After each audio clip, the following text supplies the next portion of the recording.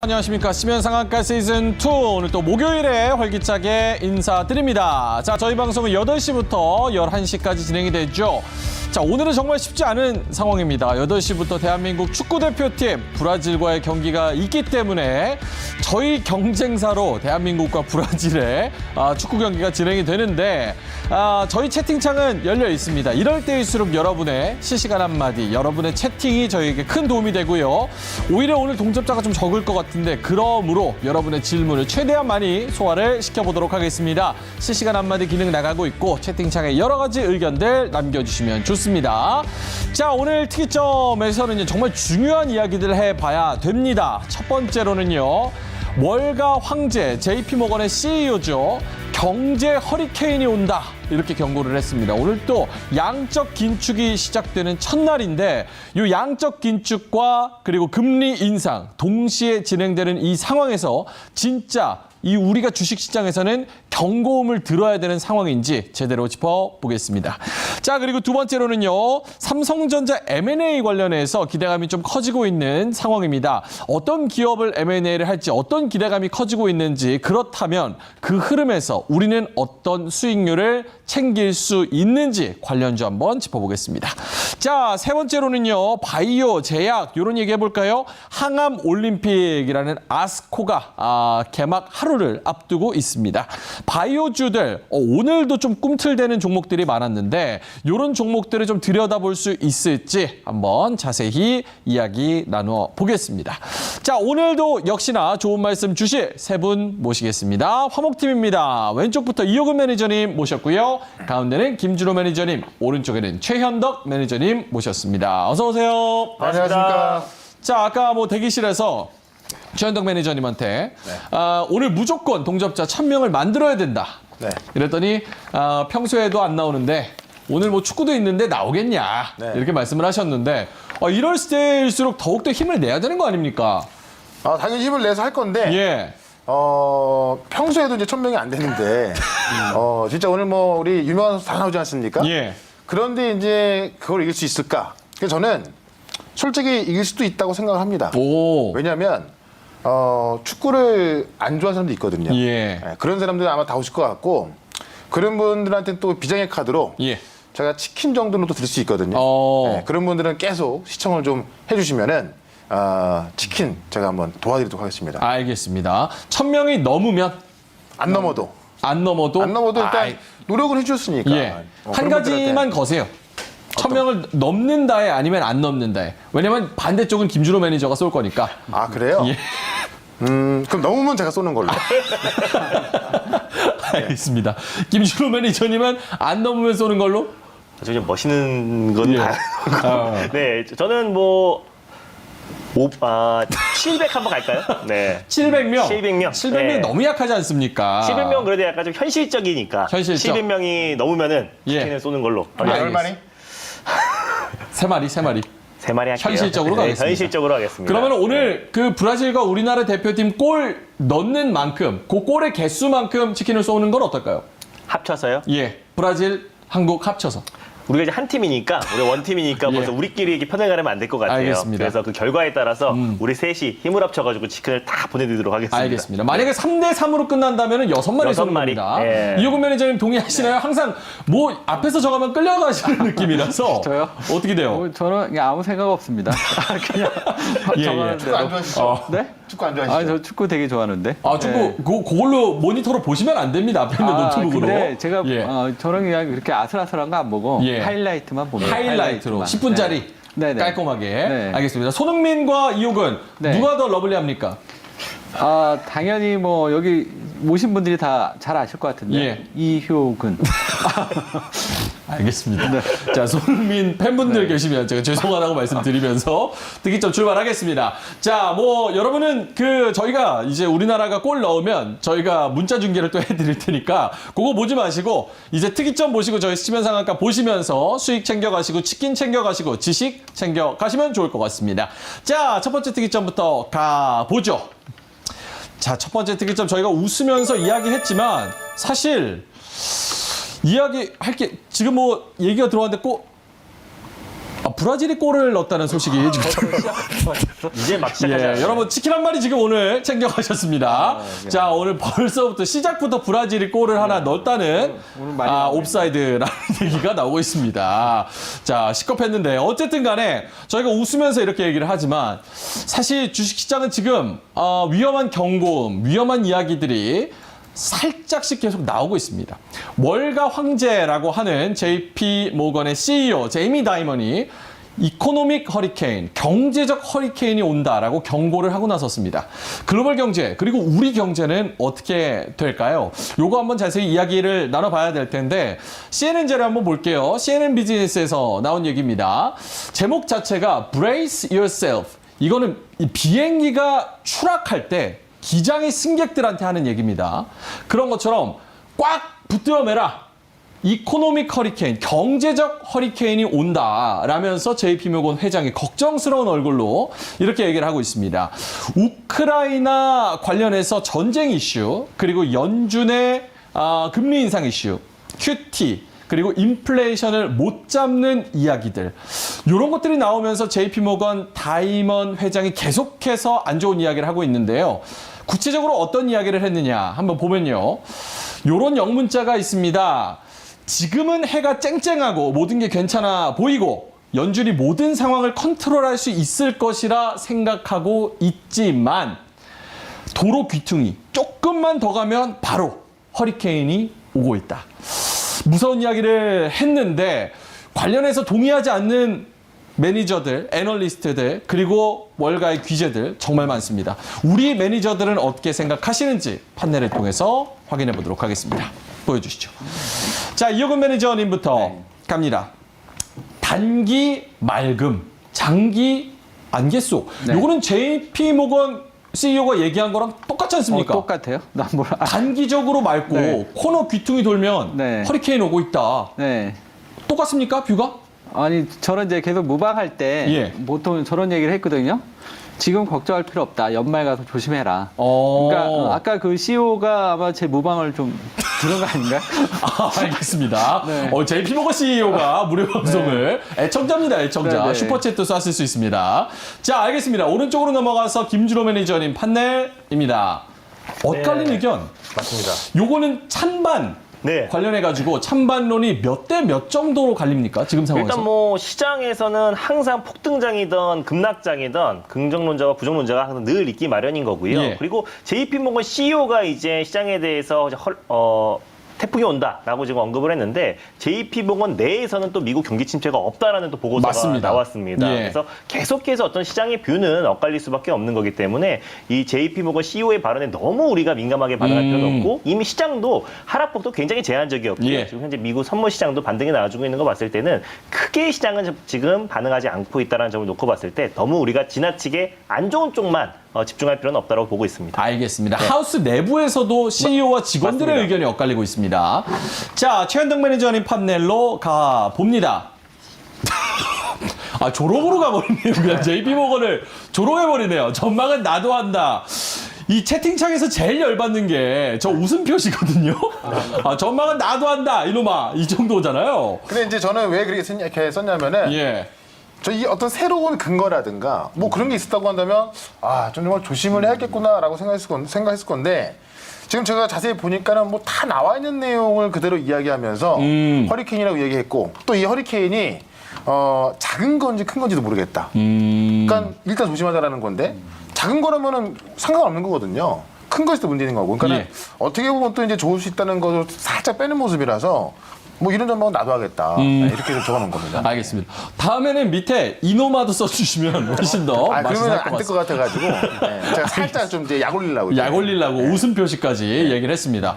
세 분의 의견이 진짜 김준호 매니저님 판넬처럼 좀 네. 엇갈리는 것 같아요. 지금 뭐 단기 맑음, 장기 안개 속. 그리고 두 분은 이제 좀 긍정론 쪽으로 네. 기울어져 계시고. 그럼 최현덕 매니저님부터 일단 가볼까요? 전망은 나도 한다라고 했는데 네. 지금 뭐 다이먼 CEO가 얘기한 거는 사실은 어떻게 보면은 악재라고 얘기하는 것들이 우리가 이미 벌써 헤드라인에서 수없이 봤던 이야기들. 정말 예전에 다 말했던 내용들이고 5개월 동안 이것 때문에 빠졌던 것들이거든요. 그러니까 똑같은 내용인데 그걸 가지고 이제 허리케인이 온다 이렇게 표현한 것을 보고서 저는 뭐 그런 점만 놔둬야겠다 이렇게 말씀을 드린 거고, 일단 내용을 좀 보면은 그 허리케인의 뭔가는 충격을 줄 것이다라는 게 딱 두 가지를 이야기했더라고요. 일단 이제 6월 1일부터 이 QT가 시작됩니다. 실질적으로 이제 감소된 그 채권 보유액을 매달 950달러가 증가시키면서 이제 금리 인상 이외에 QT까지 진행하기 때문에 이게 이제 어떻게 보면 이제 좀 그 오늘 까지 있었던 달러 강세의 원인이고 미국 10년물 국채 금리가 올랐던 원인으로 좀 보시면 될 것 같고요. 두 번째는 이제 전쟁과 식량과 연료를 포함한 이 원자재에 대한 어떤 영향이 있어서 유가가 150달러에서 175달러까지 갈 수 있다. 또 이렇게 얘기를 했습니다. 그러니까 사실 이게 제가 항상 이 시장의 악재에 대해서 우리가 작년부터 나왔던 긴축이 있던 거고요. 그다음에 이제 작년 연말부터 생겼던 전쟁이라는 게 있고 최근 4월부터 생겼던 중국의 봉쇄가 있는데, 지금은 중국의 봉쇄는 거의 뭐 그 악재가 10이었다면 한 7, 8 정도는 해결된 것 같아요. 지금 이제 봉쇄가 풀렸으니까 앞으로 이제 이 봉쇄 그 풀리는 과정에서 좀 정상화되면 되는 거고, 전쟁은 솔직히 아무도 몰라요. 정말 전쟁이 뭐 진짜 말 그대로 막말로 한다면 3차 세계대전 갈 수 있는 거고요.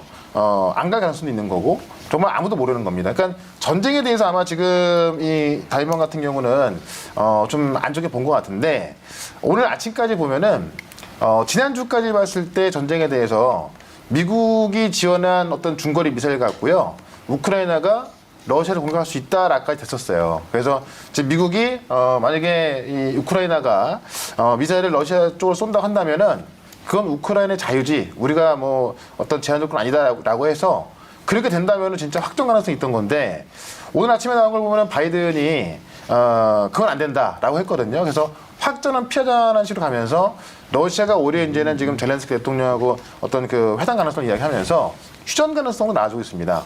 다만 이게 어쨌든 제가 앞서 말씀드렸지만은 어떻게 될지는 몰라요. 다만 휴전 가능성은 충분히 있는 거기 때문에 무조건 악하게 볼 건 아니고요.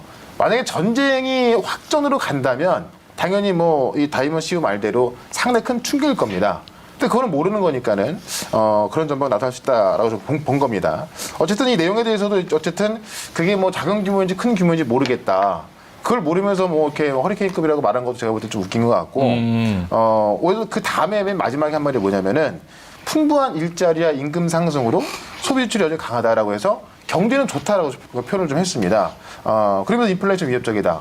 누구나 다 알고 있는 이야기거든요. 예. 그러니까 인플레이션 위협적인 걸 알지만은 지난주 같은 경우도 그 전에 우리가 이제 그 CPI, PPI 다 꺾였었고요. 가장 마지막 PCE, 연준이 가장 선호하는 이 개인 소비 지표까지 꺾이면서 이 나스닥이 급등했던 거란 말이에요. 그래서 지금 상황에서는 중국의 경제가 이 중국의 봉쇄까지 풀리고 있기 때문에 일단 인플레가 고점이라는 시각이 훨씬 많이 있습니다. 이보다 더 올라간다는 것은 제가 볼 때는 상상이 안 될 것 같고, 물론 지금까지도 말도 못하게 올라간 거예요. 쉽게 예를 들면은 원래 연준이 2% 정도의 어떤 CPI일 때 그것도 높다고 생각하는 건데 지금 6% 넘게 올라와 있으니까 말도 못하게 올라간 거란 말입니다. 그런 관점에서 제가 볼 때는 더 이상 그렇게 진행될 가능성은 없고, 오히려 전쟁이 휴전을 간다면 진짜 시장은 뭐 상당히 크게 올라갈 것이고요. 전쟁이 휴전이 안 나온다 하더라도 확전으로 가지만 않는다면은 아마 이 정도에서 긴축에 대한 부분과 그다음에 어떤 중국 봉쇄에 대한 부분은 시장에서 소화하면서 최소한 4월부터 빠진 부분은 올라갈 것이다. 이렇게 지금 보는 게 맞는 것 같아서, 예. 저는 뭐 여전히 그 기술적 반등에 대해서는 긍정적인 좀 마인드로 말씀을 좀 드려보도록 하겠습니다. 알겠습니다. 여기에 이제 추가하자면은 미국에서 PMI 지표 나왔는데 자세하게 좀 뜯어 보니까 수요는 그래도 괜찮고 네. 기업들이 사는 그 원자재 비용은 조금 줄었다. 네. 그래서 인플레이션이 좀 꺾이는 거 아니냐 이런 기대감도 간접적으로 그렇죠. 또 기대감이 커진 그런 상황입니다. 그리고 하나만 제가 이거 좀 보여드리는 게 맞을 것 같아서 화면 하나 좀 보고 갈게요. 그러니까 우리가 쉬는 동안에 미국도 지금 ISM 제조 다 발표가 됐는데 다 좋게 나왔고요. 지금 보시는 건 뭐냐면 이제 그 미국의 개인 투자자들이 사고 판 거거든요. 2년 동안. 그래서 지금 이 S&P 500이 이렇게 올라갔다가 이렇게 내려오는 동안에 미국의 개인 투자자들의 매수도 쫙 매수가 들어갔다가요. 지금은 개인 투자자들까지 매도가 쫙 나온 겁니다. 파란색 그래프가 뭐죠? 파란색이 이제 개인들 그 매도한 거예요. 매수. 예. 이 보시면 지금 쭉 매수가 들어갔다가 내려와 있으면 이거 무슨 얘기냐? 개인들도 다 팔았다는 얘기거든요. 그러니까 최근에 우리도 그랬고요. 그러니까 근데 지금 보시면은 제가 좀 이따 말씀드리고 싶은 게 뭐냐면 바로 엊그제 거래일 날 우리 최근 거래일 날 외국인이 1조 500억 매수했지 않습니까? 최근래 들어서 가장 많이 매수했던 거고 외국인도 팔았다 매수 들어오는 길입니다. 근데 개인들은 많이 매수가 안 들어와요. 왜냐면 개인들은 지금 이 시장이 하락하는 과정에서 계속 뭐 손절이라든가 이런 걸 하면서 많이 나갔는데 시장이 이렇게 돌아서기 시작하면 개인들이 다시 들어오기 쉽지가 않습니다. 오히려 외국인은 들어오기 쉽겠죠. 왜냐면 외국인은 빈집을 채워넣어야 되기 때문에. 그런 관점에서 이 수급 관점을 봤을 때도 이 개인들이 거의 다 판 요때가 거의 저는 뭐 바닥으로 좀 보고 있는 게 맞다. 물론 요 바닥에 있어서 좀 시간이 걸릴 수도 있겠습니다만은 그 시간은 그렇게 오래 걸릴 것 같지는 않고요. 엊그제 어쨌든 외국인이 1조 넘게 매수가 들어온 걸 본다면 저는 단기적으로 기술적 반등이 이룰 수 있다. 예. 이렇게 좀 말씀을 드려보도록 하겠습니다. 알겠습니다. 자, 긍정론자 최현덕 매니저님은 이렇게 말씀을 하셨는데 반대쪽으로 좀 가보겠습니다. 네. 장기적으로 안개 속이다. 네. 이 부분을 조금 지금부터 좀 얘기를 해보면 어떨까 싶은데 네네. 사실 QT와 금리 인상을 같이 동시에 병행하는 네. 거는 또 역사상 처음이다. 그리고 또 역대급 규모의 돈이 풀렸기 때문에 네. 연말까지만 해서 연준이 600조 원 정도를 네. 걷어들인다. 네네. 요게 주식시장에는 당연히 임팩트가 있을 거고 한 번도 이렇게 금리 인상과 같이 QT를 또 이렇게 한 적도 없기 네네. 때문에 요게 어떤 영향을 끼칠 것인가에 대해서는 걱정하는 분들이 많더라고요. 네네. 그런 부분으로 봤을 때는 장기적으로 좀 안개 속이다 이렇게 봐야 될까요? 네. 그러니까 제가 여기서 안개 속이라고 얘기 드린 부분은 뭐냐면, 그러니까 이 부분은 우리가 이제 누구도 이제 경험을 안 해봤으니까, 예. 여기에 대해서는 이제 누구도 정확하게 앞으로 어떻게 될 것이다, 이렇게 얘기할 수 있는 부분은 아닌 것 같아요. 그래서, 저는 이제 안개 속이라 말씀드렸는데, 그럼 단기는 왜 좋은지, 그 자료를 하나씩 보면서 말씀드릴게요. 예. 일단은 지금 방금 얘기한 대로 2017년에 이제 자료를 조금 보시면 네, 금리 인상을 먼저 하고 2년 후에 그 QT가 시작이 됐거든요. 근데 이번에는 지금 이제 보는 자료대로 QT하고 금리 인상이 같이 동시에 이루어지는 그러니까 이제 우리가 그래서 이제 JP 모건의 CEO도 이 부분 때문에 약간의 이제 우려의 얘기가 나왔던 것 같아요. 그래서 저도 이제 이 부분은 그동안 이제 경험하지 못했던 부분이니까 여기에 대해서는 제가 이제 뭐라고 정확히 얘기는 못 드리겠지만 어쨌든 우리가 이제 경험하지 못했던 부분이 나타나니까 이 부분에 대해서는 이제 좀 더 진행되고 나서 상황을 보고 판단하는 게 좋을 것 같고요. 예. 네, 그 다음 자료를 이제 보시면 일단 6월 달에 QT 금액이 대략 한 475억 달러 정도 되는데 지금 자료에서 보시는 대로 15일 날 149, 그 다음에 이제 30일 날 대부분이 다 몰려 있어요. 그래서 아마 이제 6월부터 이게 이제 시작이 되게 되면은 이게 이제 본격적으로 영향을 미치는 거는 아마 6월 FMC는 좀 지나봐야 어느 정도 이 영향도가 좀 나타날 것 같고요. 그래서 이제 이 부분이 어떤 식으로 전개될지 모르니까 이제 일단은 이제 안개 속이라고 얘기는 드렸지만 지금 현재 단기적인 흐름은 이제 제가 왜 긍정적으로 보는지 자료를 좀 보면서 말씀드릴게요. 이게 이제 5월 우리나라 이제 수출인데 역대 두 번째로 큰 규모로 나왔습니다. 그러니까 지금 여기서 이제 주목되는 포인트가 뭐냐면 지금 중국이 봉쇄를 하는 가운데서도 우리나라 수출이 나쁘지 않았다. 우리 그 수출 지표는 전달 1일부터 31일까지 끝나자마자 그 다음날 바로 나오거든요. 그러니까 어떻게 보면 이제 이 우리나라의 이제 수출 지표가 하나의 이제 경기의 중요한 하나의 지표인 거예요. 그래서 특히 이제 월가에서는 우리나라 이 수출 지표에 대해서 상당히 그 중요시 왜냐하면 가장 빨리 볼 수 있는 이제 경기 지표다 보니까.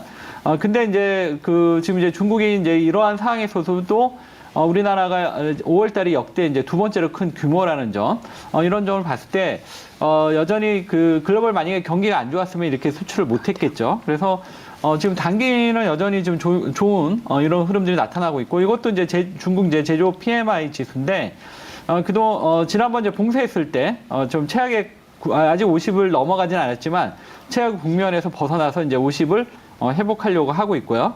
그 다음에 이제 수출향, 이제 중국향 수출 증감률인데 이 현재 이 흐름을 보시면 마이너스 났다가 이제 다시 올라오기 시작하고 있거든요. 그러니까 전체적으로 근데 이제 6월 달은 이제 상해 봉쇄가 완전히 풀리죠. 그러면 지금보다는 훨씬 더 이 수출 이런 부분들이 좋게 나올 것 같아요. 그래서 지금 요 보여준 자료만 보면은 지금 JP모건 CEO가 얘기한 거는 뭐 전혀 맞지 않다 이렇게 얘기를 할 수가 있죠. 그런데 이제 다만 이제 그 QT가 이제 본격적으로 진행이 됐을 때 이게 어떤 식으로 경제에 영향을 미치는지는 나중에 이제 차차 지켜보면서 보는데 지금 먼저 우리가 을에 먼저 겁먹을 필요는 없다. 나중에 이제 신호가 나타나면 지금 여러 가지 지금 현재 경제 상황이라든가 여건들은 충분히 긍정적이기 때문에 일단은 이제 긍정적인 관점으로 보시고 나중에 만약에 이제 이런 일들이 생겼을 때 예. 그때의 흐름 어떠한 하나의 지표를 보고 그때 가서 판단해도 늦지 않지 않냐 이렇게 말씀드리겠습니다. 그러면 아직 네. 지표상으로 봤을 때 무언가 네. 허리케인이라고 겁을 줄 만한 네. 그런 정도의 상황은 동의하기 어렵다. 네네. 알겠습니다. 하지만 장기적으로 봤을 때는 불확실성이 있기 때문에 네. 그런 건 경계감을 가지고 좀 지표를 계속 확인은 네네. 해야 된다. 네네. 알겠습니다.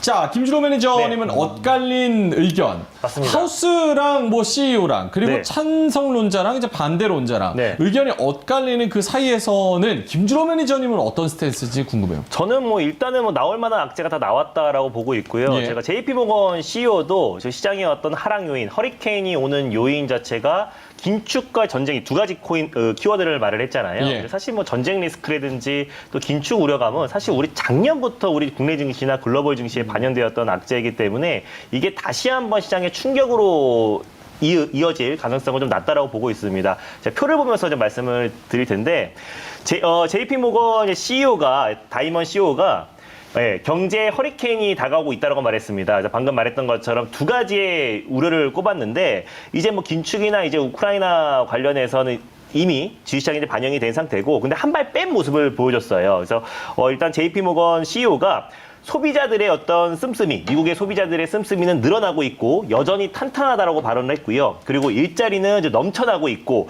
임금은 오르고 있다. 그래서 은행 산업 역시 이전 위기 때와 달리 탄탄하다는 점은 긍정적이다라고 말을 하면서 사실 허리케인 같은 어떤 그 태풍이 온다라는 발언과 함께 같이 이 얘기를 했습니다. 그래서 사실상 경제 위기에 대한 어떤 한 발 뺀 발언을 했고요. 또 이제 같이 이제 JP모건 전략가라고 할 수 있는 마르코 콜라노비치가 보고서를 통해서 투자자의 포지션이 기록적으로 가볍고 또 그리고 미국의 소비와 또 글로벌 경제 재개와 또 중국의 어떤 부양책 또 그리고 봉쇄 해제를 놓고 봤을 때는 경기 회복이 가파르게 진행될 가능성이 높고 또 올해 경기 침체는 없을 것이다. S&P 500이 올해는 다 회복할 것이다라고 강도 높게 긍정적인 발언을 했습니다. 그래서 JP모건 안에서도 계속해서 의견이 엇갈린다라는 거 봤을 때는 시장의 어떤 전망은 그 누구도 할 수가 없어요. 워렌 버핏도 그랬고 피터 린치도 그렇고 세계 최고의 어떤 투자자들도 시장의 방향은 그 누구도 예측할 수 없습니다. 그래서 JP모건 CEO가 발언했던 것처럼 전쟁 리스크를 했는데요. 전쟁이 또 마무리가 된다고 했을 때 종전이라든지 휴전이 된다고 했을 때는 또 그 반대로 봤을 땐 역설적으로 시장에 크게 반등이 나온다라는 거니까 이미 긴축과 전쟁 리스크는 이미 반영이 되었고 저 또한 많은 악재들이 그 시장에 반영이 되었고 또 상당 부분 악재가 선반영된 상태이기 때문에 지난주부터 뭐 국내 증시뿐만 아니라 글로벌 증시가 서서히 좀 저점을 좀 잡아주고 있는 구간이라 보고 있어요. 나스닥이 3일 동안에 7.7% 이상 강력하게 반등이 나와줬고 이틀 동안 이 JP모건 CEO의 이런 발언, 강력한 어떤 부정적인 발언이 나왔음에도 불구하고 이틀 동안 1% 정도 하락이 나왔습니다. 특히 지금 현재 미선물도 반등이 나와주고 있고요. 그래서 시장 또한 어떤 이제 이런 그 JP모건 CEO의 어떤 발언이 민감하게 반응하지 않고 있는 모습이고 악재에는 상당히 좀 둔감해진 모습으로 보여주고 있습니다. 그래서 이번 달에 이제 미국의 소비가 계속 탄탄하고 씀씀이가 계속 늘어나고 있다고 하니까 이번 달에 이제 미국의 CPI 지표가 발표가 되었을 때 뭐 PMI 지표도 잘 나왔고요. 또 연준 베이지북에서도 12개의 지역 중에 4개 지역을 제외하고는 안정적으로 또 완만한 성장을 보여주고 있다고 했기 때문에 뭐 중국 봉쇄와 여러 가지 긍정적인 모멘텀도 많은 만큼 이번 달에 이제 소비자 물가 지표만 생각보다 시장 예상치를 좀 상회하는 수준으로 발표가 된다고 했을 때는 시장이 좀 빠른 속도로 회복하지 않을까라 좀 보고 있고 어느 정도 악재는 반영됐다. 다만 예전처럼 V자 반등은 아니기 때문에 종목 장세가 심화될 수밖에 없는 거고 우리가 그 안에서 올라갈 수밖에 없는 종목들로 선별적으로 대응하는 게 좀 필요한 시점이다라고 보고 있습니다. 알겠습니다. 네. 그 시청각 자료를 준비한 게 했는데 뭐 있었나요? 네, 있었었는데 이게 연결이 안 됐나 봐요. 아, 연결이 네. 안 돼서. 네. 아, 그거 좀 억울하겠네요. 괜찮습니다. 예. 저희가 또 인터넷 저희가 장사가 안 돼서 좀 긴축을 하고 있어서 인터넷을. 그래서 그거는 자료가 안 나간 걸로. 네. 자, 알겠습니다. 판을 내려주셔도 괜찮고요.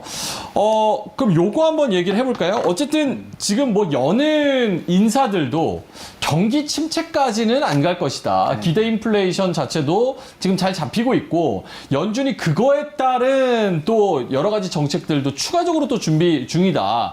세인트루이스 연은 총재가 또 이런 얘기를 했습니다. 이런 거 관련해 가지고는 좀 긍정론자들, 그러니까 뭐 저명한 긍정론자들은 어떻게 이야기를 하고 있는지 그거 한번 전해주실 분이 계신가요? 준비가 되신 분?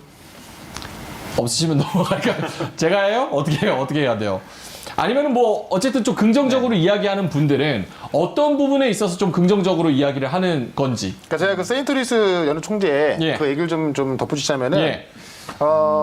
굉장히 매파적인 분 중에 한 분입니다. 그러니까요. 그래서 이제 최근에 금리 같은 경우도 이제 3.5%까지 올려야 한다라고 주장하면서 상당히 매파적으로 나왔던 분인데 이분이 어제 이제 경기에 대해서는 좀 긍정적으로 좀 이야기를 한 겁니다. 그러니까 사실 문제가 뭐냐면은 이 인플레 같은 경우도 잡을 수 있는데 지금 어떤 그 연준의 신뢰성 문제다. 그러니까 왜냐면 연준이 처음에 이 인플레에 대해서 작년 같은 경우 일시적일 것이다 라고 하면서 뭐 거의 뭐 잡을 생각 안 했습니다. 그러니까 지금의 상황에서 금리 인상도 많이 늦었다는 이야기가 상당히 많은 이유가 연준이 이걸 인정 안 했다는 거죠. 근데 사실 어떻게 보면은 이게 전쟁 때문에 좀 더 많이 연장된 경우가 있기 때문에 연준도 그런 부분에서 실수했지만은 사실 제가 볼 때는 전쟁 같은 경우는 누구도 예상 못했던 거 아닙니까? 그런 부분에 있어서 뭐 어쩔 수 없는 상황이었다. 연준 같은 경우도 실수한 부분에 대해서 인정을 했어요. 전쟁 때문에. 다만 그런 부분 때문에 신뢰성이 없는 거기 때문에 그게 문제인 것이지. 지금 이 세인트루이스 연은 총재 같은 경우는 또 어제 무슨 얘기를 했냐면은 노동시장은 견조하다. 그리고 성장은 2022년도에도 계속될 것이다라고 이야기를 했단 말이에요. 그런 관점에서 어제 좀 그 나스닥이 좀 빠지던 게 약간 좀 낙폭을 좀 돌리는 모습이었는데 어쨌든 매파적인 분도 이 경기 전망에 대해서는 지금 이 세인트루이스 연은 총재뿐만이 아니라 몇몇 매파적인 의원들도 이 경기 침체에 대해서 걱정하는 것보다는 경기는 괜찮을 거다라고 좀 보고 있기 때문에 아마 제 생각에는 글쎄 경기 침체에 대한 우려감도 있습니다만 예. 그렇게 크게 오지는 않을 것 같다. 특히나 한 가지만 더 얘기를 해보면은 지금 우리가 지금 이제 그 리오프닝 이야기 많이 하지 않습니까? 근데 이제 우리도 지금 코로나가 거의 제가 느끼기에는 종식으로 좀 많이 가고 있어요. 뭐 이제 그 실외에서도 마스크 안 쓰고 다니고 실내에서 쓰지만은 그리고 이제 중국 같은 경우도 4월달에 하루 3만 명가 나왔지만은 봉쇄로 인해서 지금 이제 뭐 100명대로 줄었고 이제 봉쇄 풀리고 있기 때문에 이 중국만 다시 재발하지 않는다면 코로나는 끝날 것이고 그렇다면은 결국은 이 코로나 끝나는 과정에서 경기 침체를 거론한다는 게 제가 볼 때 좀 많이 맞지 않는 게 아닌가. 왜냐면 그동안 죽어 있다가 코로나 끝나면서 이제 활발히 움직이는 거거든요. 여행도 다녀야 되고. 근데 어떻게 보면 전쟁 때문에 여행도 좀 못 갔던 부분이 있고 예. 항공 같은 경우도 이제 유가가 좀 많이 올랐다 보니까는 지금 그 항공도 비싼 부분이 있는데 최근에 이제 그 항공 쪽에서 좀 규제가 되던 그런 부분까지 좀 풀리면서 좀 많이 이제 한 7월 달만 본다 하더라도 전망이 좀 좋아지고 있거든요. 그런 모습에 있어서 어떤 리오프닝으로 갈 수 있는 그런 시기에 있어서 경기 침체가 될 가능성은 그렇게 크지 않다라는 겁니다. 그래서 좀 쉽게 생각하면 그런 거니까 예. 그런 거 좀 봤을 때 저는 뭐 일단 지금 이제 우리 6월 그 첫째 주인데 6월 달만큼은 뭐 최소한 기술자 반등은 나올 수 있다. 네, 예. 이렇게 좀 보도록 하겠습니다. 알겠습니다. 자, 그럼 마지막으로 우리 이효근 매니저님, 네. JP모건 CEO가 네. 주시하는 이효근 매니저님. 만약에 JP모건 CEO가 지금 딱 네. 이효근 매니저님한테 네. 전화를 해서 네. 야, 나 요즘 투자하기 너무 힘들다. 네. 6월에는 어떤 전략을 가져가야 될까? 네. 개인 투자자로서 나한테 조언 좀 해줘라. 네. 이렇게 하면 이효근 매니저님 뭐라고 말씀해 주시겠어요? 네. 일단 전화하라고 그러고. 네. 예, 전화 한 상태입니다, 지금. 네, 그래요? 예. 네. 일단 이제 아까 그 얘기했던 그 세인트 루이스 연은 총재 약간 이제 긍정적인 부분 먼저 몇 가지 또 짚어볼게요. 예. 아까 이제 그 CEO가 JP 모건 CEO 같은 경우는 이제 부정적인 거는 이제 모르겠다 이제 이런 부분인데 지금 세인트 루이스 연은 총재 같은 경우가 이제 얘기한 걸 보니까 일단 조만간에 이제 2%대로 갈 거고, 그 다음에 전체적으로 지금 여러 가지 경기 침체에 대한 징후가 없었다. 이 얘기는 이제 오늘 같은 경우 미국 ISM PMI 제조업 지수가 예상치를 훨씬 넘었고요. 그 다음에 중국도 이제 개선되는 신호 나왔고, 우리나라 아까 제가 보여드렸던 수출도 지금 상당히 좀 좋게 나왔고, 그래서 이제 요 조금만 보충하고 전략을 말씀드릴게요. 네, 그래서 그런 부분이 있고, 그 다음에 이제 지금 JP 모건 CEO가 얘기했던 이제 석유 가격의 급등인데, 이 부분도 지금 보시면, 오늘부터 뭐 오페크가 지금 열리는 것 같은데, 지금 석유를 더 지금보다 증산을 할 수가 있음에도 불구하고, 지금 이제 거기서 이제 더 이상 늘리지 않았던 부분이 좀 크거든요. 근데 이제 최근에 얘기가 되는 부분이, 이 석유에 대한 이제 증산에 대한 얘기들이 이제 조금씩 나오기 시작을 하고 있습니다. 그래서 그렇다면 JP 모건 CEO가 얘기한 게 좀 틀릴 수도 있다. 이렇게 너무 이제 거기에 대해서 걱정할 필요는 없지 않냐. 이렇게 일단 긍정적인 측면에서 한번 말씀을 드리고요. 그 다음에 전략은, 지금 제가 아까도 이제 말씀을 드렸지만, 일단은 지금 여러 가지 지표들은 지금 단기 지표들은 상당히 지금 좋아요. 그리고 우리가 우려했던 이제 물가도 지난달 PCE 지표가 나오면서 상당히 좀 안도감을 갖고 있고, 그런 여러 가지가 있기 때문에 일단 6월 달은 너무 그렇게 부정적으로 볼 필요는 없을 것 같고요.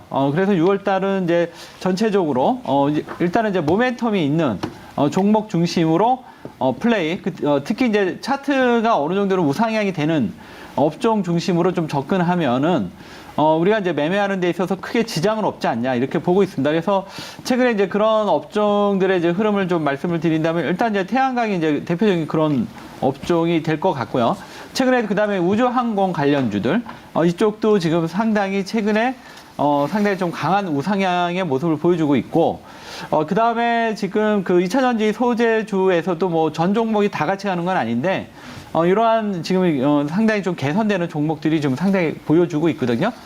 그래서 이제 전체적으로 우리가 이제 장기 투자할 거는 아니기 때문에, 바닥에서 있는 종목보다는 지금 현재 상당히 활발하게 움직이는 이러한, 제가 지금 예를 들었던 이러한 업종 중심으로 접근한다면 6월달 우리가 접근하는 데 있어서 크게 수익 내는데 크게 지장은 없지 않냐. 그러니까 너무 멀리 보지 말고, 예. 지금 현재 움직일 수 있는 종목 중심으로 해서 우리가 접근하는 이런 전략을 말씀드리겠습니다. 알겠습니다. 네. 너무 지금 뭐 불확실성이 높은 시장이어서 그 부분에 하나하나에 좀 흔들리지 말고 6월 달만 집중해 본다면 충분히 우리가 수익을 낼 수 있는 승산이 있는 시장이기 때문에 긍정적인 쪽에만 좀 집중해서 종목에 좀 집중했으면 좋겠다. 이런 쪽으로 정리를 하겠습니다. 자, 채팅이 여러 가지가 올라와 있는데, 아까 JP모건 회장 CEO가 이호근 매니저님 무료 방송을 본다는 우스갯소리를 했는데, 채팅에 하얗게 불태웠다 님께서 JP모건 CEO 일단 한 달 회원 가입하라고 말씀을 드리려고 합니다. 저희는 뭐 이런 거 CEO라고 뭐 할인해주고 이런 거 절대 없습니다. 짤 없어요. 아니, CEO는 그래도 해줘야죠. CEO 해줍니까? 한 10%만. 그러면 일반 가족분들이 얼마나 슬프시겠어요. 오히려 더 받아야죠, CEO인데. 전해줄 때는 저한테 오세요. 알겠습니다. 최효동 매니저님은 할인 해주신다고 하니까 저쪽으로 가셔도 좋을 것 같습니다. 자, 그리고 박별님께서 저희 걱정을 좀 해주십니다. 축구 때문에 300분도 안 계실까봐 걱정했는데 그래도 양호하네요. 효근 매니저님, 현덕 매니저님, 장첸 닮은 준호 매니저님 화이팅 말씀을 하셨습니다. 장첸 닮은 준호 매니저님. 지금 한 600분 정도, 500, 600분 정도 와 계신데 한국과 브라질 경기에서 골이 나오는 그 골 개수만큼 저희 화목팀이 치킨을 쏘니까요. 그 부분도 참고를 해주시면 좋을 것 같습니다. 자, 그러면 수익 내러 계속 달려보겠습니다. 두 번째 특이점으로 가보죠. 두 번째 특이점 보여주시죠. 삼성전자 M&A. 오늘 로봇 관련주 빨간불 켠 거 많았죠. 소문만 무성했던 삼성전자 M&A 임박. 지금 업계에서는요, 삼성전자 M&A 인수합병이 임박했다라는 그런 루머들이 계속 돌고 있는 상황입니다. 삼성전자 부회장도 보안 사항이라서 지금은 말씀드리기 곤란하다라고 얘기를 하면서 조금 기대감을 키우는 그런 모습인데, 역시나 이거 관련해서도 관련주들이 들썩들썩하고 있습니다. 대기업들이 연이어서 투자를 계속 진행을 하고 있죠. 자료 한번 보실까요? 자, 대기업들이 여러 주요 그룹들이 삼성전자, SK, LG, 롯데포스코 적게는 37조 원에서 삼성전자, 반도체, 바이오 그리고 IT에 450조 원 정도 투자를 한다 이렇게 계획을 밝혔습니다. 향후 5년 동안입니다. 자, 그럼 삼성은 어디다가 투자를 하느냐 이 부분을 다시 살펴보니까요. 일단은 450조 원에서 국내 투자에 360조 원 그리고 해외 투자에 90조 원을 올인한다고 합니다. 반도체는 미국 파운드리 신설, 증설 20조 원 포함해서 300조 원 들어가고요. 신성장 IT 여기에 50조 원의 M&A 금액이 좀 포함되지 않을까 싶고 해외 쪽에 M&A도 따로 있습니다. 30조 원이 또 마련이 됐습니다. 기타 70조 원 여러 가지 또 부대 비용이 들어갑니다. 자, 이렇게 여러 가지 투자 관련해서 M&A 관련해서 기대감이 좀 커지고 있는 상황인데 세 분은 요거를 어떻게 바라보고 계신지 판넬을 통해서 확인하겠습니다. 보여주시죠. 자, 이호근 매니저님. 네. 맞추기 어렵다. 어떤 기업을 사는지 어디 섹터를 사는지 맞추기가 어려워서 안 한다 쪽으로 가야 할까요? 아니면은 확률이 높은 쪽으로 가야 될까요? 일단은 이제 그 기업을 맞추기는 어려우니까 예. 일단은 이제 그 업종으로 가야 될 것 같습니다. 업종으로 간다? 네. 알겠습니다. 자, 김준호 매니저님 판넬로 가보겠습니다. 앞에서 얘기한 허리케인 여기다가 네. 쓰는군요. 네. 허리케인급 모멘텀. 저는 긍정적으로. 긍정적으로. 허리케인급 모멘텀. 야, 네. 이거 뭐 폭풍이 온다. 네. 폭풍 상승처럼. 맞습니다. 이런 모멘텀으로 충분히 수익을 낼 수 있다. 국내에서 올라갈 수 있는 모멘텀 중에 가장 핵심이 또 삼성전자의 투자잖아요. 그래서 그렇죠. 삼성전자의 대규모 M&A를 언급했던 만큼 그 안에서 우리가 종목만 잘 고른다면은 정말 큰 수익을 챙길 수 있는 장세다. 그래서 아까 V자 만드는 좀 어렵다고 말씀드렸었는데 예. 오히려 시장이 좀 지지부진했을 때 이쪽 섹터에 오늘 강하게 유입됐고 오늘 로봇 관련 섹터들이 올라갔는데 앞으로 삼성의 투자 방향만 우리가 예의주시한다면요. 예. 수익은 챙기는데 너무 자연스럽게 안정적으로 챙기지 않을까라 보고 있습니다. 오히려 이런 시장에서는 네. 이벤트 드리븐으로 맞습니다. 수익 챙길 수 있다. 네. 자, 최현동 매니저님 판넬로 가봅니다. 각계전투. 네. 역시나 개별 종목으로 개별 이슈로 움직이는 이 시장. 요걸로 역시나 M&A 이슈로 수익 낼 수 있다고 보시는 거죠? 수익이라고 말하기엔 너무 약하고 예. 진짜 뭐 지금 김준호 매니저께서 쓴 대로 허리케인급.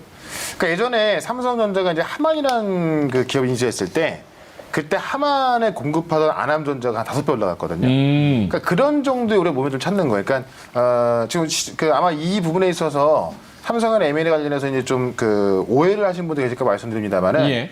국내 기업의 그 조그만 기업들을 사지는 않을 겁니다. 대형 어떤 그 글로벌 기업을 살 텐데 그 업종에 만약에 로봇 기업을 산다 그러면 로봇 관련 쪽이 급등하는 거고 뭐 바이오 기업을 산다 그러면 또 바이오 관련 종목들이 급등하는 이런 식이거든요. 그러니까 지난번에도 이제 하남 하만 인수했을 때 예. 아남전자가 급등했던 것처럼 그런 류의 종목도 나올 것이고 오늘 그게 일단 로봇 쪽으로 먼저 좀 매기가 들어갔다. 좀 이렇게 보시면 될 것 같아요. 알겠습니다. 네. 하만이죠. 네, 하남은 돼지고기입니다. 예. 하남 심하고요. 자, 예. 하남 돼지집. 자, 그럼 김준호 매니저님이 네. 가장 강력하게 써주셨으니까 허리케인급. 네. 지금 뭐 시청각 자료가 나오는지 안 나오는지 모르겠지만 네. 삼성전자 M&A 주요 내용 지금 뭡니까? 어디서 기대감이 좀 퍼지고 있는 거예요? 일단 뭐 방금 아까 명 앵커님이 보여줬던 것처럼 삼성전자가 450조를 투자하는데 사실은 뭐 대부분 절반 정도는 이제 IT 쪽에 투자를 하고 있다라고 보시면 될 것 같아요. 근데 우리가 이제 삼성전자의 뭐 신성장 동력에 우리가 주목을 하면 좋을 것 같은데 삼성전자가 물론 뭐 파운드리든지 또 IT 차세대 반도체에도 집중하는 건 맞지만은 신성장 동력으로 언급했던 게 차량용 반도체 또 그리고 이번에 메타버스 또 로봇 산업 이 세 가지 산업의 신성장 동력으로 강력하게 추진하겠다고 한종희 삼성전자 부사장이 언급을 했고요. 그래서 사실상 파운드리 관련 종목들도 많지만은 사실 이제 로봇 관련 섹터와 메타버스 또 차량용 반도체 섹터가 이제 대규모 M&A 글로벌 기업들과 M&A 될 가능성이 이제 높다라고 보고 있어요. 그래서 국내 기업과 인수합병하는 게 아니라 글로벌 이제 그 빅테크 기업들 또는 그리고 차량용 반도체 기업들과 이제 M&A를 할 건데 관련 수혜 종목들이 국내에서는 움직일 수밖에 없다라고 보고 있습니다. 또 로봇 산업의 로봇의 가장 강력한 기업을 인수합병했을 때 또 국내 로봇 관련 종목들도 같이 수혜를 받을 수밖에 없기 때문에 방금 최현덕 매니저님 말씀했던 것처럼 하만을 인수했을 때 하만의 그 오디오를 OEM 방식으로 생산하고 있는 아남전자가 폭등했던 것처럼 사실상 관련 수혜 종목들이 움직일 수밖에 없다라고 보고 있습니다. 특히 이제 한종희 그 부사장이 또 이제 CES에서도 기자 간담회에서 조만간 좋은 소식이 나올 것이다. 또 대규모 M&A에 대해서 시사를 했는데 이번에 또 이제 호암상 그 삼성 호암상 시상식 만찬 행사 뒤에 인터뷰에서 얼마 안 남았다. 그리고 또 1월에 말했던 것처럼 M&A 대규모 M&A가 조만간 큰 M&A가 나올 것이다라고 발언을 했습니다. 그리고 이재용 부회장도 썬밸리 컨버런스에 참여를 하는데 거기가 이제 뭐 워렌 버핏이라든지 뭐 팀쿡, 애플 CEO 그리고 저커버그 국내 그 글로벌 빅테크 기업들 CEO들이 300명이 참여를 합니다. 그래서 휴가 차원으로 가서 그 자리에서 대규모 M&A들이 이루어지는데 그 여파로 인해서 삼성전자 이재용 부회장도 7월 달에 썬밸리 컨버런스에 참여를 하고 또 한종희 부회장도 계속해서 대규모 인수 합병 관련된 언급을 하는 것처럼 로봇 관련이 가장 첫 발을 뛸 것이다라고 언급했던 것처럼 오늘 로봇 관련 종목들이 움직이기 시작했고요. 그래서 지금 브라질하고 네. 한국이 1대1이다 보니까 네. 김준호 매니저가 속이 많이 타나 봅니다. 예. 예. 해성 TPC라든지 뭐 우린 예. BTS 뭐 이런 종목들이 좀 큰 상승이 나와줬고 그리고 앞으로 이제 올라갈 수 있는 게 이제 메타버스라든지 또 차량용 반도체 관련해서 뭐 해성 DS라든지 오늘 텔레칩스 또 메타버스 관련 종목들이 오늘 좀 큰 폭의 상승이 나와줬습니다. 그래서 앞으로 삼성전자가 이제 신성장 동력으로 또 그리고 대규모 M&A를 예고했던 섹터에서 우리가 좀 큰 수혜를 받을 수 있을 것 같고요. 최근에 해성 DS가 또 급등했던 이유도 또 이제 독일의 NXP라든지 또 인피니온을 또 인수할 것이다라는 얘기가 나와주면서 또 거기에 공급하고 있는 차량용 반도체를 공급하고 있는 해성 DS가 좀 큰 상승이 나와줬고 또 메타버스도 삼성과 연관이 있는 메타버스 기업들을 매수한다고 했을 때 오히려 좀 큰 수혜를 받을 수밖에 없다라고 판단돼서 예. 삼성전자가 신성장 동력으로 지금 강력하게 추진한다고 했던 그 섹터 안에서 삼성과 직간접적으로 연관이 있는 종목들을 우리가 노린다고 했을 때는 예. 오히려 지금 같은 시장에서 한 줄기에 빛이 되지 않을까라고 보고 있습니다. 네. 그 섹터 너무 많아요. 세 개 섹터인데요. 일단은 예. 오늘 로봇 관련 종목들이 올랐잖아요. 그래서 올라가지 않은 섹터가 이제 뭐 차량용 반도체라든지 또 그리고 이제 메타버스 관련 섹터가 있는데 예. 일단 차량용 반도체도 이미 좀 많이 상승폭이 나와줬던 상태라서 예. 오히려 메타버스 안에서 해답이 되지 않을까라고 보고 있습니다. 그래서 이런 시장에서 메타버스 삼성 모멘텀으로 갑니까?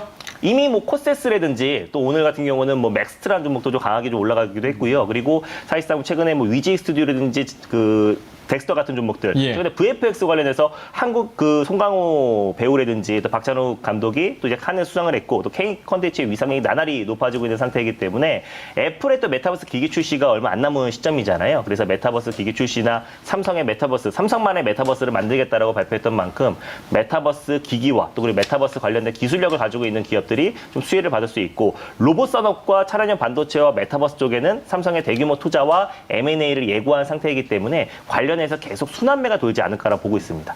네. 알겠습니다.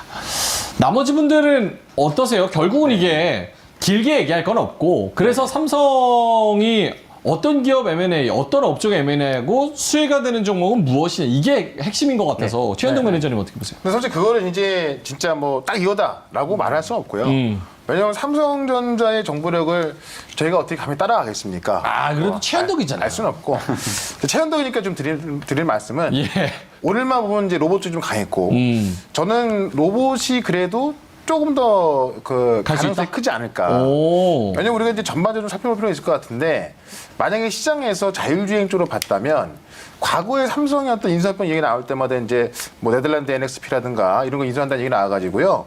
뭐 자율주행하는 얘기가 막 급등하고 그랬었는데 지금까지 뭐 전혀 다른 그런 얘기가 안 나왔었기 때문에 안 움직였고 오늘은 로봇주가 움직이기 시작한 거거든요. 근데 로봇을 좀 보게 되면은 실제 이제 그 재작년이죠. 재작년 말부터 로봇 TF팀을 꾸렸는데 이걸 팀으로 격상을 시켰고 그다음에 팀을 격상시킨 이후에도 이제 그 주요적인 채용을 통해서 이 어떤 그 사업을 나아가겠다라고 했고요. 그다음에 이제 그 가장 중요한 게 뭐냐면 8월 달에 이제 이 그 보행 보조 로봇이 나오거든요. 예. 그거를 이제 한번 공개하고 상업화할 텐데 이게 일단 그 시험 승인은 이미 다 났고 FDA에서 그 상업용 승인만 안 났기 때문에 이것만 기다리고 있고 이게 나올 겁니다. 그럼 삼성이 이제는 어쨌든 상업용 로봇을 직접 제조하고 판매한다는 것이고 이거를 이제 글로벌적으로 어떤 그 판매 들어갈 텐데요. 그런 관점에서 이제 삼성이 로봇 관련된 인수하지 않을까를 보고 있는 겁니다. 그러니까 어떻게 보면 좀 그 새로운 거죠. 그동안 뭐 자율주행 쪽이었구만 그랬는데. 그래서 저는 뭐 지금 이제 이 로봇 쪽 아니면 메타버스 쪽. 역시나 메타버스 같은 경우도 삼성의 메타버스를 만들겠다라고 해서 이런 것들 우리가 이 0점에서 시작할 수 없는 거예요. 차라리 M&A를 통해서 그 기업을 산 다음에 그리고 들어가야죠. 그러니까 삼성 같은 경우도 이제 지금 이 애플의 AR 글래스가 빠르면 연말, 늦으면 내년 초에 나올 것으로 보여지고 있거든요. 삼성도 빠르면 연말입니다. 그럼 삼성이 AR 기기를 내놓는데 메타버스 시장 냅두겠습니까? 당연히 뭐 삼성의 메타버스를 만들어 갈 거고 그런 관점에서 뭐 메타버스라든가 이 로봇 쪽의 기업을 인수할 것으로 좀 보여지고 있고요. 그런 관점에서 아마 좀 올라갈 것이다. 그런 거는 이거는 제가 볼 땐 어쨌든 루머로 치부할 수 있는 거 아니다.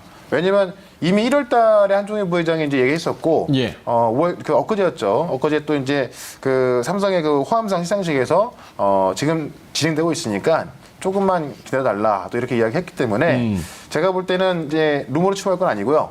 어느 쪽의 기업을 인수해서 그쪽 키우냐 이게 문제인 것이기 때문에 제가 볼 때는 이쪽에서 나오는 소식들을 계속해서 좀 볼 필요가 있다라고 좀 말씀 좀 드려보고 예. 그림 하나만 좀 보여드려 볼게요. 예. 이게 삼성이 이제 준비하고 있는 보행 그 보조 로봇인데 보시면 이제 그 지난번 CES에서 참석한 관광객이 이게 지금 삼성의 그 보행 보조 로봇을 이제 딱 하고서 걷고 있는 거예요. 그러니까 이거를 끼면 이제 어떻게 보면 그 다리가 좀 불편하신 분들이 휠체어를 쓰게 되는데 이거는 약간의 힘으로 이제 또 걸어갈 수 있는 부분이 있기 때문에 휠체어 대용으로 쓸 거다라고 하고 있는 거고 특히 삼성전자 같은 경우는 이거를 원래는 어떻게 보면 의료기기잖아요. 근데 의료기기가 아니라 우리가 이제 헬스장 가면은 PT를 받지 않습니까? PT를 받는 이유가 올바른 자세로 이제 운동을 해야 뭐 근육도 잘 나오고 하는 건데 이 기기를 끼고 운동을 하면은 PT 선생님한테 그 PT 받을 필요가 없다는 거죠. 그래서 아마 8월 달에 이제 그 강남의 어떤 한 피트니스 센터에서 이제 홍보할 그 계획을 갖고 있는 건데요. 그만큼 의료기기 시장은 좀 작지만은 이 어떤 그 피트니스 시장은 훨씬 크지 않습니까? 대대적으로 홍보할 예정이라서 이런 거 봤을 때 아마 저는 로봇 쪽으로 일단 좀 강하게 들어가지 않을까 네, 그렇게 좀 보고 있습니다. 네. 뭐 건강 쪽 저게 뭐 그 군사용으로도 또 많이 그럴 수도 이야기도 있고요. 나왔었고 그런데 여러 가지 사용처가 있는 여러 가지 아이템들이 좀 나오고 있고 최현동 매니저님 생각에는 로봇, 네. 메타버스 네. 좁히자면 그쪽이 되지 않을까? 자율주행은 좀 많이 좀 될지도 모르겠습니다만은 종목들 같은 경우는 좀 많이 해먹은 부분이 있어서 우리가 좀 새롭게 다가갈 수 있는 부분이 어쨌든 우리는 뭐 뭘 인수하던 간에 수익 나는 게 목적인 거잖아요. 그 해외 기업을 인수해도 우리나라 그런 관련 종목들이 아니면 뭐 연관된 비슷한 종목들이 오른다 이거죠? 아마 해외 기업을 인수할 거예요, 거의. 그렇죠. 예. 그러면 그 기업을 인수했을 때 만약에 로봇 기업을 인수한다면 삼성전자가 로봇 시장을 키운다는 얘기잖아요. 예. 그럼 삼성과 관련해서 어떤 그 로봇 어떤 솔루션이라든가 뭐 시스템이라든가 그런 부분을 공급하던 기업들 아니 또는 같이 개발하는 기업들. 그러니까 우린 PTS가 상한가 들어왔던 게 그 삼성하고 예. 예전에 이제 그 로봇 감속기를 같이 개발해서 공급을 하는 거거든요. 그런 부분에서 올라갔던 건데, 그러니까 좀 관련이 있는 예. 그런 기업들이 급등하는 거기 때문에 알겠습니다. 우리나라 기업 중에서 뭐 인수합병한다 그걸 찾는 것은 아니다. 예, 이렇게 말씀드려볼게요. 알겠습니다. 자, 최현덕 매니저님 열심히 말씀을 해주셨고 판넬 내려주셔도 괜찮습니다. 이호근 매니저님은 아무 생각 없이 오셨다 이렇게 말씀을 하셨는데 역시나 판넬도 맞추기 어렵다. 난 몰라 나한테 네네. 묻지 마. 그래도 좁히자면 네네. 섹터 어느 쪽이 제일 이호근 매니저님 생각에는 그래도 삼성과 관련된 네. 종목들이 오를 가능성이 좀 높다고 생각하세요? 일단은 지금 이제 삼성이 가장 이제 그 지금 정성을 쏟고 힘을 쏟는 데가 아무래도 좀 그 주가의 반응에 있어서 좀 더 빠르지 않을까 이렇게 보고 있거든요. 일단은 지금 이제 삼성 그룹에서 지금 신경을 쓰는 게 일단 바이오죠. 삼성 바이오로직스를 기반으로 해서 지금 아마 이제 이 삼성 바이오로직스가 이제 신약을 개발할 수 있는 능력이 좀 이 CMO 쪽에서는 상당히 앞서 나가는데 지금 이 아마 신약 쪽에서 조금 떨어질 것 같아요. 그래서 신약 관련주를 M&A 하지 않을까. 왜냐하면 삼성 바이오로직스 같은 경우는 이재용 부회장이 상당히 이 부분에 있어서 정성을 들였던 이러한 산업이고 사실 이제 제2에서 이제 삼성전자를 만들겠다 했기 때문에 이 부분에 대해서 상당히 좀 신경을 저는 이제 쓸 거라고 보고 있고요. 그다음에 두 번째는 이제 파운드리죠. 지금 삼성전자의 미래에 있어서 가장 지금 이제 핵심적인 부분이 TSMC를 지금 이제 따라잡느냐 이제 이런 부분인데 최근에 이제 행보를 보면 이제 그 인텔 CEO를 만나거나 그다음에 이제 얼마 전에 그 삼성전자 사장인가요? 예, 부사장 분이 이제 미국의 그 팹리스 업체들을 이제 이렇게 하고 있고 지금 여기에서 이제 새로운 신기술에 대한 부분들을 지금 상당히 정성을 좀 많이 지금 쏟고 있는 이런 모습을 봤을 때 여전히 이제 그 미래 산업에 대한 투자도 분명히 있겠지만 지금 현재 현실적으로 삼성전자가 지금 가장 공을 들이는 산업 분야 이쪽이 집중되지 않겠냐 이렇게 보여지고 있고요. 지금 삼성 같은 경우 오늘 이제 좀 부회장이 얘기했을 때 이 부분은 지금 보안 사항이라서 여기에 대해서 이제 지금은 말씀드리기 곤란하다. 뭐 이런 그러니까 상당히 좀 급비적으로 진행이 되기 때문에 이게 이제 어느 순간에 딱 나오겠죠. 근데 이제 그 순간이 어느 시점이 될지는 뭐 아무도 이제 모르는 거고 그렇다면 우리가 이거를 맞추려고 계속 그러한 업종을 쫓아다니기보다는 지금 이제 삼성이 가장 지금 심혈을 기울이고 하는 그 업종을 자연스럽게 매매 그리고 또 그쪽이 또 실적도 좀 나오고 있잖아요. 그래서 그런 쪽을 자연스럽게 매매를 하다 보면은 이러한 이제 삼성전자의 M&A와 같이 이게 이제 엮여서 시너지가 좀 나올 수 있지 않냐. 이거를 찾으려고 막 하다 보면 오히려 약간의 좀 테마성? 예, 이럴 가능성이 좀 있기 때문에 우리가 이제 실적에 충실하다 보면 이제 그것도 덤으로 하나 올 수 있다. 그래서 너무 여기에 연연해 하기보다는 예, 그냥 정석으로 가자 이렇게 말씀드리겠습니다. 예. 그거 안 한다 쪽인 거예요, 그럼? 굳이 이렇게 찾아서 할 필요는 없다? 아니 그걸 맞출 수가 없잖아요. 아니, 두 분 열심히 말씀하셨는데 네. 그럼 뭐가 돼요? 맞추려고 그래도. 아니, 네, 저는 이제 네. 제 생각을 얘기 드린 거고. 네. 알겠습니다. 그럼 굳이 맞추지 않아도 돼요. 그래서 그냥 이제 예측감. 예. 이호근의 직감, 효블리의 네. 직감 딱 왔을 때 직관적으로 어떤 게 제일 필이 딱 오나요? 지난번에 아마 이제 삼성에서 차량용 반도체 얘기를 했거든요. 오. 네, 그러니까 아마 왜냐하면 이제 차량용 반도체는 앞으로 이제 전기차도 가는 거고 자율주행도 가는 거고 지금 아마 이제 삼성이 이 부분은 좀 신경을 좀 쓸 것 같아요. 그래서 차량용 반도체 일단 하나 해놓고요. 그다음에 아까 바이오는 아까도 얘기한 대로 예. 신약 개발 능력이 있는 회사 하나를 아마 인수를 하게 될 것 같습니다. 바이오 쪽이랑 네. 차량용 반도체? 네, 오. 그 두 가지 쪽을 보시다 보면은 예. 지금 바이오가 지금 상단기가 안 올랐잖아요. 그래서 이제 이런 모멘텀도 나올 수 있는 이런 시점이 되지 않았나 저는 그렇게 보고 있습니다. 네. 알겠습니다. 여러 가지 모멘텀들이 나오고 있습니다. 뭐 이호근 매니저님 네. 테마성이지 않을까 약간 그런 네. 성격도 있다라고 말씀을 하셨지만 사실 지금 같은 시장에서는 여러 가지 이벤트 따라가고 여러 가지 뭐 이슈 따라가고 요렇게 해서 또 수익 내는 분들이 많기 때문에 요런 삼성을 따라가서 M&A 이슈 따라가서 수익 낼 수 있는 부분 길목을 기다렸다가 또 수익을 챙기는 부분도 여러분이 한번 고민해 보셨으면 좋겠습니다. 자, 세 번째 특이점 넘어가기 전에 저희 뭐 지금 축구 네. 골 나온 수만큼 네. 치킨 드린다 이렇게 말씀을 드려서 사실 요 축구랑 골수랑 저희랑 무슨 상관이 있는지 저희는 잘 모르겠지만 아니 저 700명 넘어가면 예. 김주호에 쏘는 거 아니에요? 그래요? 그럼 그렇게 할까요? 지금 한 20명 들어오시면 될 것 같은데. 여러분 힘내주세요. 김준호 매니저님이 아까도 말씀드렸던 것처럼 우리가 원팀이잖아요.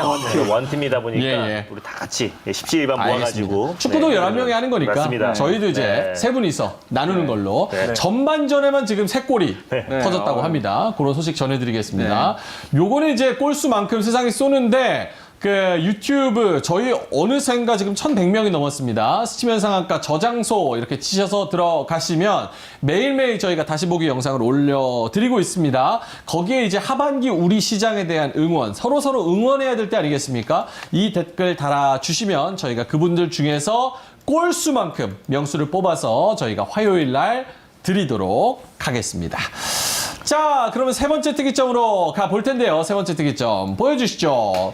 자, 아까 뭐 이호근 매니저님이 삼성 M&A 말씀을 하시면서 바이오, 제약 요쪽도 가능성 있지 않을까 신약 쪽 말씀을 하셨는데 그거 이어서 아스코 얘기해 볼게요.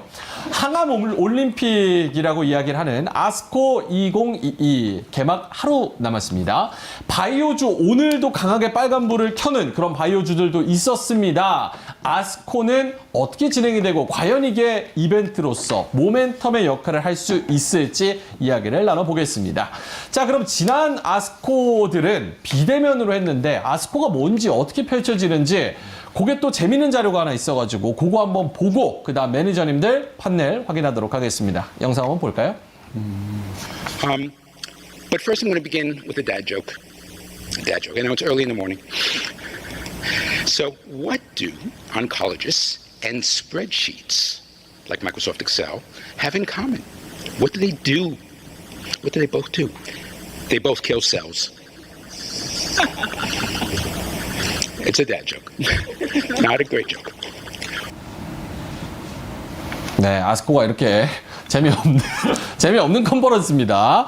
이런 농담도 치면서 비대면으로 어떻게 회의가 진행이 되고 이번에는 2022는 또 이제 대면으로 진행이 될 것 같은데 어쨌든 세 분 바이오주, 제약주 어떻게 보시는지 일단 확인해 보도록 하겠습니다. 세 분의 판넬 보여주실까요? 자, 이호근 매니저님, 돈 버는 기업. 네. 실제로 캐시가 찍히는 그런 이슈들이 나오는 기업 쪽으로 집중을 해야 된다. 지금 그동안 이제 투자했던 결과물들이 아마 올 하반기 되면 이제 나오기 시작할 것 같거든요. 그러면 지금은 이제 성장성으로 못 간다 이렇게 얘기하지만 이제 그런 돈이 나오면 예. 결국 갈 수밖에 없지 않냐. 그래서 지금은 이제 거품이 다 빠질 만큼 빠진 상태고 이제는 좀 관심을 가져야 될 때다 이렇게 말씀드리겠습니다. 알겠습니다. 네. 제약바이오 지금 관심 네. 갖는 분들이 하나둘씩 늘어나고 있습니다. 네. 자, 그럼 김주로 매니저님 판넬입니다. 관망. 제약바이오 안 한다.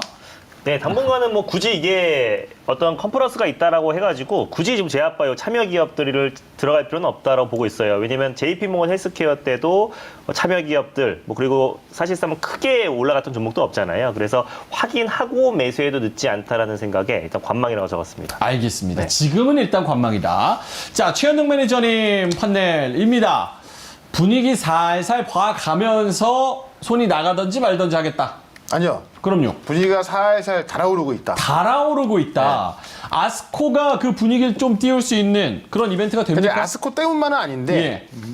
달아오르고 있는 상황에서 아스코가 또 한번 한번 튕겨줄 것 같고요. 부채질 정도? 네.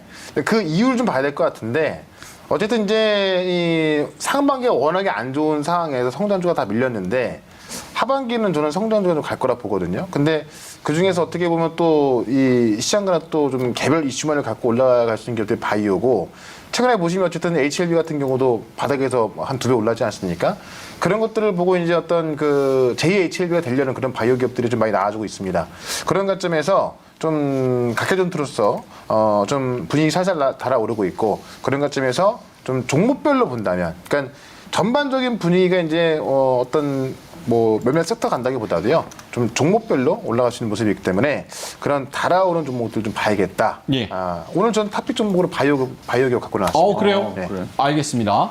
자, 그럼 이호근 매니저님 먼저 네네. 갔다가 다시 돌아올게요. 네네. 아스코 개막. 사실 이게 뭐 일반 투자자분들은 뭐 하는 기업, 뭐 하는 행사인지 그냥 네네. 한 번만 들어보셨지 정확하게 네. 모르거든요. 네네. 포인트만 정말 짧게 네네. 딱딱 포인트 짚어주시면서 네네. 이게 어떻게 모멘텀이 될 수 있을지 네네. 이호근 매니저님 개인적인 뷰 어떻게 생각하시는지. 우리가 이제 제약바이오 같은 경우는 우리가 이제 이 종목에 대해서 어떤 식으로 이제 평가를 하냐면 보통 이제 기업들은 분기마다 실적 발표를 하죠. 그 실적 발표를 가지고 이 기업에 대한 앞으로 미래에 대한 전망 이런 것들을 우리가 이제 가늠해 볼 수 있는데 지금 이제 바이오 같은 경우는 이제 사실 실적보다는 그 회사가 가지고 있는 파이프라인의 가치 이런 부분들이 많이 부각이 되다 보니까 우리가 이제 그 파이프라인에 대한 가치를 직접적으로 우리가 이제 평가할 수 있는 기회들이 많이 없는데 말하자면 이제 그 바이오 같은 경우는 이러한 임상학회라든가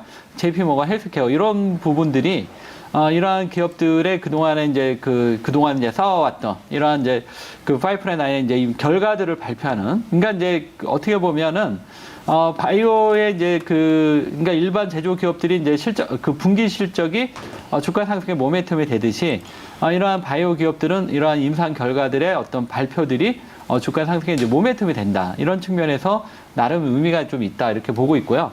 그 다음에 두 번째는 올해 연초에 이제 JP모건 헬스케어가 원래 이제 대면으로 한달 했다 이제 비대면으로 바뀌었는데, 지금 이제 JP모건 헬스케어하고 이번에 열리는, 내일, 6월 3일부터 6월 7일까지 아스코 이게 이제 지금 거의 바이오에서 가장 큰 행사라고 보시면 되는데, 임상 종양 학회인데요. 특히 이제 지금 제약바이오에서 가장 큰 시장이 이제 암이잖아요. 이 부분에 있어서 있다 보니까 이 임상종양학회가 연초에 열리는 JP모건 헬스케어하고 가장 이제 쌍벽을 이루는 이러한 되는데, 이번에 특이점은 이제 대면으로 열린다는 거. 이 부분은 좀 상당히 의미가 있다. 이렇게 보시면 될 것 같고요. 그래서 지금 현재까지는 뭐 주가가 그렇게 지금 상승 흐름이 나올 것 같지는 않은데, 어쨌든 지금 제약바이오가 연초 대비해서 고점에서 지금 한 37%, 코스닥은 37%, 코스피는 한 32% 이렇게 빠져 있는 상태고, 이전에는 너무 주가가 비싸다 뭐 이런 부분들이었었는데 지금은 이제 충분히 작년부터 계속 빠졌으니까요. 충분히 빠진 상태에서 여기서 이제 조그만 이제 모멘텀이 나오면 주가들의 이제 상승 흐름이 좀 나올 수 있다. 그래서 그런지 최근에 이번에 HLB가 아마 인상 얘기가 나오는 게 좀 있는 것 같아요. 그래서 그런지 지금 HLB가 저번에 한번 이렇게 움직였었거든요.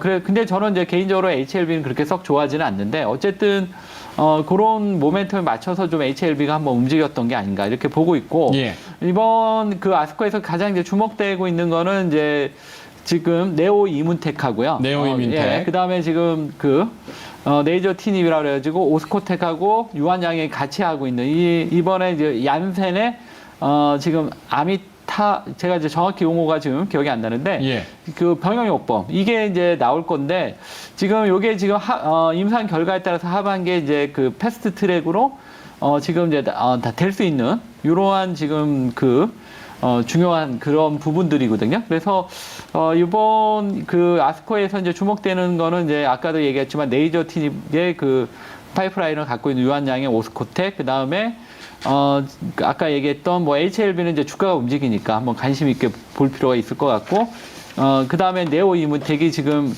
명약항암제, 키트로다라든가 다양한 지금 명확함제에 있는 회사들하고 지금 예. 병영으로 이번에 임상 결과가 좀 나오거든요. 그거 보시고, 증권사에서는 지금 매드팩토에 대한 언급들이 조금 있더라고요. 저는 근데 매드팩토는 그렇게 썩 좋기는 안 보는데 어쨌든 좀 언급이 있으니까 이런 종목 중심으로 좀 관심 있게 보시고요. 이 아스코에서 이제 첫 술에 이게 바이오에 이제 강한 상승을 가기보다는 이런 게 이제 하나씩 쌓이면서 이제 바이오에 하나 이제 변화들이 좀 나타나지 않을까 이렇게 보고 있고요. 그다음에 여기서 제가 돈 버는 기업 얘기했잖아요. 앞에는 돈 버는 기업이 아니었습니까? 그거는 이제 아스코 관련 기업들 얘기한 거고. 관련 기업들이고. 예. 돈 버는 기업 쪽에서는 지금 이제 한미약품이 지금 신약을 한 2가지 정도 하는 것 같더라고요. 그러면 아스코 네. 관련된 할까요? 기업들인데 돈 버는 기업에 같이 공통 분모가 있는 기업은 없습니까? 지금 거기서는 이제 오스코텍하고 오스코텍. 왜냐면 거기가 지금 빠르게 신약으로 이어질 수가 있기 때문에 오스코텍하고 유한양에 그렇게 보시면 될 것 같아요. 그리고 아까 말씀하신 건 한미? 지금 이제 신약 쪽으로는 한미약품, 그다음에 아까 얘기한 오스코텍, 그다음에 지금 이제 기술 이전 관련주로는 ABL 바이오, 그다음에 레고캠 바이오, 뭐 예. 이런 종목들이 좀 있는 것 같아요. 네. 알겠습니다.